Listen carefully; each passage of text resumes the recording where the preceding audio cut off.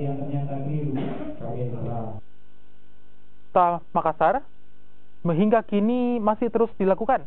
KPU belum dapat menampilkan data real count lantaran terhambat buruknya jaringan internet. Melambatnya data yang masuk hasil perhitungan suara KPU Kota Makassar lantaran server KPU Pusat yang mengalami gangguan jaringan. Namun Humas KPU Provinsi menegaskan hal ini tidak akan mempengaruhi total suara yang masuk. Scanning C1 itu di-upload bertahap, ya, jadi tidak setiap saat ditampilkan progresnya.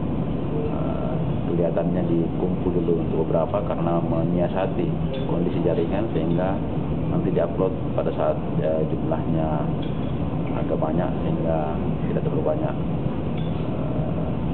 kuota internet yang digunakan karena kita masih terkendala oleh jaringan yang tidak terlalu bagus di tempat ini. Sudah